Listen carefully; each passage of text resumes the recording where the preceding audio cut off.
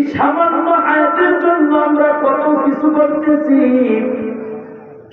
দুনিয়ার বাড়ির পেছনে, দুনিয়ার সম্পদের পেছনে, দুনিয়ার সন্তানের পেছনে, বিবির পেছনে, দুনিয়ার রাজনীতির পিছনে আমরা সবাই প্রতিযোগিতার সাথে দৌড়াচ্ছি সফল হওয়ার জন্য। আল্লাহ তাআলা আমাদেরকে বলেন, ওমাল হায়াতুদ দুনিয়া ইল্লা মাতাউল গুরুর। দুনিয়াটা হলো ধোঁকা। এই মিছে দুনিয়ার পিছনে পড়ে পরকালের অনন্ত জান্নাতের কথা বলে দিও। নবী সাহাবায়ে জীবনের মায়া করে নাই, সম্পদের মায়া করে নাই, নিজের মা বাবার জন্য মায়া করে নাই, স্ত্রী সন্তানের জন্য মায়া করে নাই। আল্লাহকে এমন ভালোবাসতেন, নবীকে এমন ভালোবাসতেন। আল্লাহর মহব্বত, নবীর মহব্বত এদের অন্তরের ভিতরে এমন ভাবে জায়গা করে নিয়েছি যে দুনিয়ার কোনো কিছুর মহব্বত আল্লাহ থেকে এদেরকে আলাদা করতে পারে নাই, নবী থেকে এদেরকে আলাদা করতে পারে নাই। আমরা যারা এখানে আছি বলেন না আমরা আল্লাহকে ভালোবাসি কি বাসি না? সবাই ভালোবাসি, ভালোবাসি না? কি আছেন এখানে? আমরা আছে ঘুমে গেছেন, বুঝছে না আল্লাহকে ভালোবাসে না এমন কেউ আছে? সবাই ভালোবাসে। কারা কারা ভালোবাসে এটা হাত উঠান তো। মাশাআল্লাহ, এটা হাত উঠান। সবাই ভালোবাসেন না? আজকে এশারের নামাজ কারা কারা পড়ছেন না হাত উঠায় রাখেন, আর যারা পড়ছেন তারা কষ্ট করে নামাই নামায় না, লজ্জা পাইতেছ না? এশারের নামাজটা না পড়ে এখানে হাত তুলতে লজ্জা পাইতেছ না? যেদিন আল্লাহ লক্ষ লক্ষ কোটি কোটি মানুষের সামনে তোমাকে দাঁড় করা বলবে, নামা হাত নামা হাত নামা। আল্লাহ যেদিন দাঁড় করা বলবে, বান্দা মসজিদে আযান হয়েছে, তোমার তো মসজিদে পাই নাই, ওই দিন লজ্জা লাগবে না আমাদের? আমরা আল্লাহকে ভালোবাসি, আল্লাহর আমরা মহব্বত করি। বাড়ি থেকে বাজারে যাওয়ার পর স্ত্রী যখন মোবাইলে ফোন দেয়, একবার দুইবার তিনবার মোবাইলটা বাহির করে অস্থির হয়ে যায়, কি জানে বিপদ, কিসের জন্য যেন ফোন দিচ্ছে। কথা বলতে কিনা? আল্লাহর ঘর মসজিদ থেকে আপনাকে আমাকে আহ্বান করা হয়, হাইয়া আলাস সালাহ,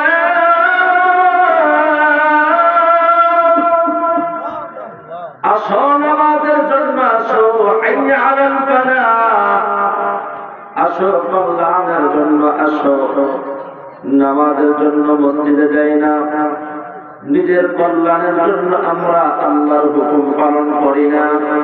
তো দুনিয়ার ব্যবসা বাণিজ্য চাকরির পিছনে দৌড়ায়া একদিন যখন জীবনের শেষ সময় চলে আসবে, বান্দা বেঈমান নাফরমান হয়ে যখন মৃত্যুবরণ করব, আল্লাহ তাআলা বলেন মুমিনের মৃত্যু আর নাফরমানের মৃত্যুটা সমান হবে না।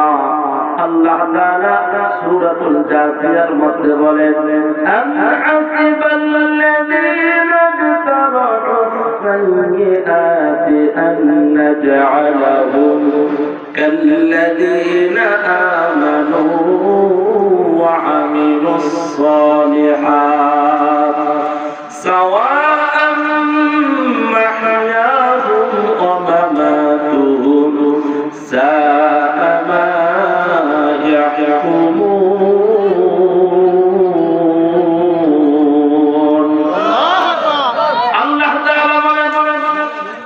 দুষ্কৃতিকারীরা মন্দকারীরা কি মনে করেছে, আমি আল্লাহ জীবন এবং মৃত্যুর দিক দিয়ে এদেরকে ওদের সমান গণ্য করব। আমার যুবক ভাইয়েরা, বৃদ্ধ বাবারা, ও পর্দার আড়ালের মা, দিলের কান দিয়ে কথাগুলো বুঝবেন। আল্লাহ এদেরকে আর ওদেরকে বলে কোন দিকে ইশারা করেছেন আল্লাহ নিজে এই আয়াতের মধ্যে স্পষ্ট করে দিলেন। আল্লাহ তাআলা বলেন, কাল্লাযীনা আমানু ওয়া আমিলুস সালিহাত, যারা ঈমান আনার পর নেকের কাজ করবে এদের মরণ। আর যারা ঈমান আনার পর নেকের কাজ করে না এদের মরণ এক ধরনের হতে পারে না, আল্লাহ বলেন বেনামাজের মরণটা কেমন হবে, বেরোজগারের মরণটা কেমন হবে, বেপরদা নারীর মরণটা কেমন হবে। আপনার আমার পয়গম্বর কি আল্লাহ তাআলা বলেন, ও নবীজি আপনি যদি দেখতেন জালেম নাফরমানের মৃত্যুর যন্ত্রণা কত কঠিন হয়, এদের যখন অন্তিম মুহূর্তে যখন মৃত্যু চলে আসে, আজরাইল যখন এদের নিকটে আসে, এদের যন্ত্রণা এদের আযাবটা কেমন হয়। আল্লাহ তাআলা বলেন, ওয়ালাউ তারা إذ الظالمون في غمرات الموت والملائكة باسطوا أيديهم أخرجوا أنفسكم اليوم تجزون عذاب الهون بما كنتم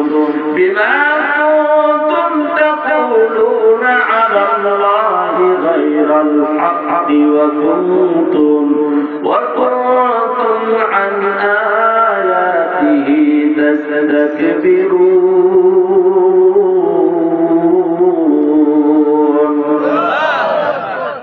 আল্লাহ তাআলা পয়গম্বর আপনি যদি দেখতেন জালেমদের মৃত্যুটা কত ভয়াবহ হয়। রব্বুল আলামিন বলেন যখন এদের সামনে মৃত্যু চলে আসে, ওয়াল মালাইকাতু বাসিতু আইদিহিম, যখন ফেরেশতা এদের হস্তকে প্রসারিত করে, আখরিজু আনফুসাকুম, এবং হুমকি দিয়ে বলেন হে নাফরমান আত্মা বাহির হও, আল ইয়াউমা তুজজাউনা আযাবাল হুন বিমা কুনতুম তাকুলুন, আজকের দিন হলো তোমাদের জন্য লাঞ্ছনার দিন, অপমানের দিন। তখন নফস বলে কেন আজকে আমাকে কষ্ট দেওয়া হবে, কেন আজকে আমাকে অপমান করা হবে। হে আমার বেরোজগার ভাইরা, ও বেপরদা নারীরা শোনো, আল্লাহ তাআলা বলেন ফেরেশতারা বলবে বিমা কুনতুম তাকুলুনা আলাল্লাহি গায়রাল হক, তোমরা আল্লাহকে অসত্য বলতে, ওয়া কুনতুম আন আয়াতিহি তাস্তাকবিরুন, আল্লাহর কোরআনের আয়াত তোমাদের সামনে যখন তেলাওয়াত করা হইতো তোমরা নিজেকে অহংকার করে আল্লাহর কথাকে অবিশ্বাস করে চলে যাইতে, কোরআনের কথা তোমরা মানো নাই, কোরআনের কথা তোমরা বিশ্বাস করো নাই। এর নবীর উম্মতের দুনিয়া থেকে যখন বেঈমানের মৃত্যু হয়ে যায়, নাফরমানের মৃত্যু হয়ে যায়, স্বাভাবিকভাবে ঈমানদারের মৃত্যুর মতন বেনামাজের মৃত্যু হবে না। রাহমাতুল লিল আলামিন আপনার আমার নবী বলেন জাহান্নামের মধ্যে একটা জায়গা আছে, যে জায়গার নাম হলো সিজ্জিন। ওই সিজ্জিন নামক জায়গাটাকে এমন জায়গা বলা হয় যেখানে জাহান্নামের ভিতরে আগুনের কয়লার পাহাড় আছে। ওই কয়লার পাহাড় থেকে জাহান্নামী ফেরেশতারা আঙ্গুল নিয়ে আসে, নাফরমানের বুকের উপরে থুতনির নিচে রাখিয়া পায়ের বিদ্যান গলে থেকে পিটাইতে পিটাইতে পিটাইতে পিটাইতে আল্লাহর বান্দা হাত পর্যন্ত রূহটা আনার জন্য চেষ্টা করে, রূহ প্রতিটা সিরাত সিরাত মধ্যে পরায়ণ করার চেষ্টা করে। ফেরেশতা পিটাইতে পিটাইতে সর্বশেষ যখন জালেমের দেহ থেকে রূহটা বাহির করে একটা বস্তার ভিতরে ঢুকায়া আসমানের দিকে রওনা হয়, আল্লাহ ঘোষণা করে বলেন ও ফেরেশতার দল, নাফরমানের রূহ আমার আরশের দিকে আনবি না। আমার বান্দা দুনিয়ার মধ্যে আমি আল্লাহর হুকুম পালন করে নাই, আমার নবীর সুন্নতকে অনুসরণ করে নাই। এর এলাকার যুবক ও বৃদ্ধ বাবা, পর্দার আড়ালের মা বোনেরা, এই দুনিয়া থেকে আমরা চলে যাইব, জাহান্নামী হয়ে যাইতে চাই না। পরকালে যদি জান্নাতি হতে চাই, আজকের মাহফিলে যারা আসছি সবাই দিলটা নরম করিয়া আল্লাহর কাছে যদি তওবা করতে পারি, আল্লাহর কাছে যদি ক্ষমা চাইতে পারি, আল্লাহ তাআলা হলেন রহমান, তিনি হলেন গফফার, রহমান নামের দয়া ওসিলায় আল্লাহ তাআলা বলেন বান্দার পাপ যত বেশি হোক না কেন, বান্দা যতবার ক্ষমা চাইবে আমি আল্লাহ ততবার ক্ষমা করে দেব। আমার বান্দা যখন চোখের পানি ছেড়ে কান্না করবে, ওরে দয়ার মালিক একটু মহব্বত বলেন আল্লাহু আকবার। বান্দার চোখের পানি এত দাম, বান্দা তোমার চোখের পানি এত মূল্য। দুনিয়ার মধ্যে সন্তান যখন কান্না করে, মা বাবা সন্তানকে আঘাত করে না, স্টুডেন্ট যখন কান্না করে কোন টিচার ওই স্টুডেন্টকে আঘাত করে না। আল্লাহ বলেন বান্দা তুমি যখন আমার কাছে কান্না করবা, তোমার চোখের পানির এত দাম, এত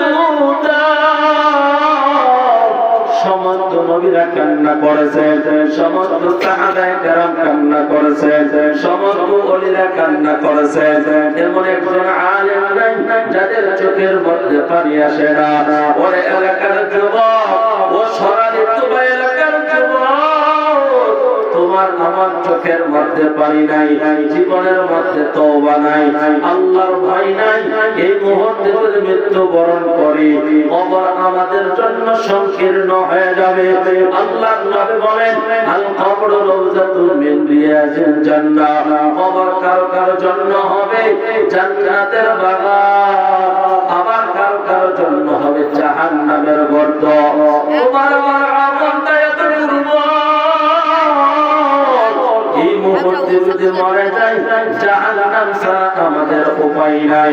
আল্লাহর ভয় অন্তরে ঢুকায়া আমি মুসাফিরের সাথে যদি তওবা করার নিয়ত থাকে, কেউ ডানে বামে না তাকায়া দিলটা নরম করো, চোখ দুইটা বন্ধ করিয়া, ও মুরব্বি বাবারা কেউ কারো দিকে না তাকায়া একটু হাতটা উঠায়া জবানটা করে মুহাব্বতে ডাকতেন ইয়া আল্লাহ।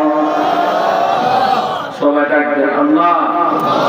আমাদের সবাইকে মাফ করে দেন, আমিন বল।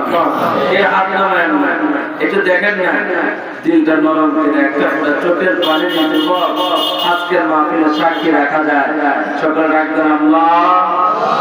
আল্লাহ গো আমাদেরকে মাফ করে দেন, আমিন বল। খালিয়া দিয়াছি আসি মওলা দরবারে তোমার,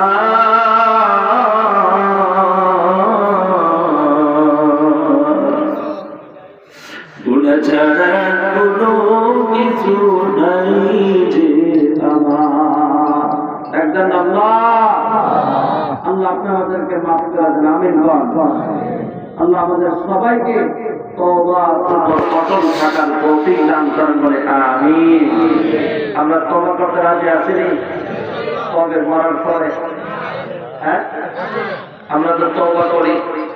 মসজিদে শুক্রবার আসলে ইমাম সাহেব আমাদেরকে নিয়ে তওবা করায়, মাঝে মাঝে সর্বরাতে রাত্রিতে আমাদের তওবা হয়, সবে কদরে আমাদের তওবা হয়, বিভিন্ন ওয়াজ মাহফিলে তওবা হয়। কিন্তু আমরা এমন মুসলমান, মসজিদে তওবা করছি, মসজিদ থেকে বাহির হয়ে বিড়ির কুটির মধ্যে আগুন ধরে গেছে।